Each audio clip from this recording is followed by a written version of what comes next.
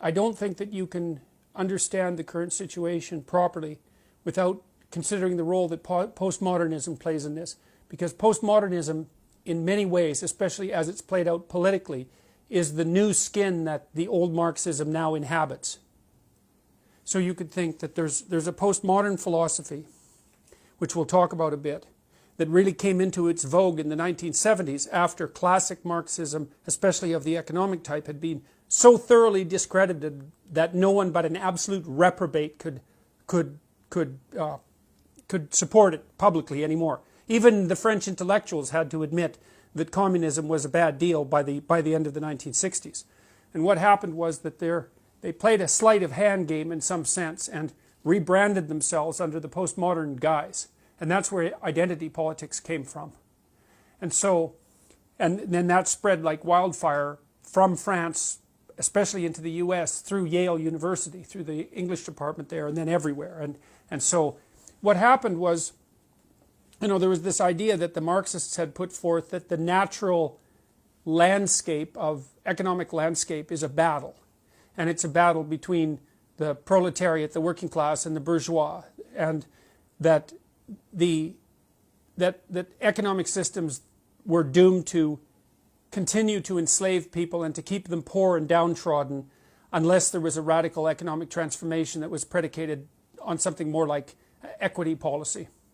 And then that was put into place in many, many places, as you no doubt know, throughout the 20th century, with absolutely murderous results.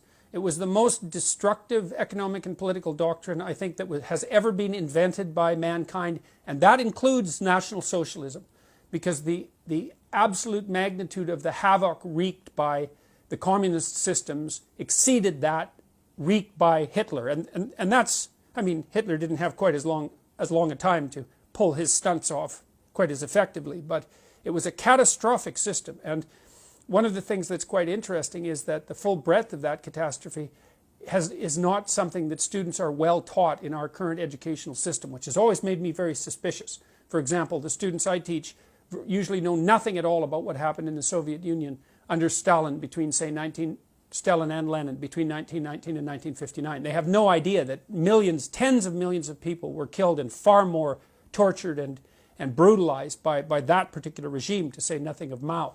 So look, what happened was that by the end of the 1960s, the evidence that communism was a catastrophic failure was so overwhelming that even the French intellectuals, and we'll return to them later, like because the French have a very long-lasting and powerful public intellectual tradition, and so intellectuals there are very influential.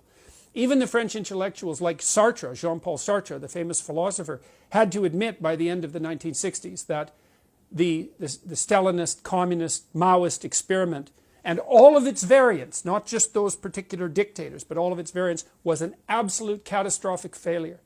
And then what happened was the postmodernists came onto the scene, and they were all Marxists. But they couldn't be Marxists anymore, because you couldn't be a Marxist and claim that you were a human being by the end of the 1960s. And so they started to play a sleight of hand, and instead of pitting the proletariat, the working class, against the bourgeoisie, they started to pit the oppressed against the oppressor. And that opened up the avenue to identifying any number of groups as oppressed and oppressor, and to continue the same narrative under a different name. It was no longer specifically about economics. It was about power. And everything to the postmodernists is about power. And that's actually why they're so dangerous, because if you're engaged in a discussion with someone who believes in nothing but power, all they are motivated to do is to accrue all the power to them. Because what else is there? There's no logic, there's no investigation, there's no negotiation, there's no dialogue, there's no discussion, there's no meeting of minds and consensus. There's power.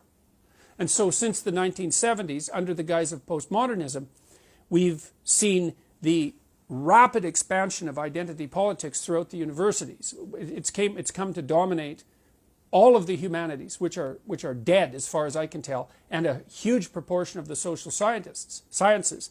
And we've been publicly funding extremely radical postmodern leftist thinkers who are hell-bent on demolishing the fundamental substructure of Western civilization. And that's no paranoid delusion. That's their self-admitted goal. And I've identified, not only me, obviously, but one of the main players in this entire drama is a French philosopher named Jacques Derrida, who I think most trenchantly formulated the anti-Western philosophy that is being pursued so assiduously by the radical left.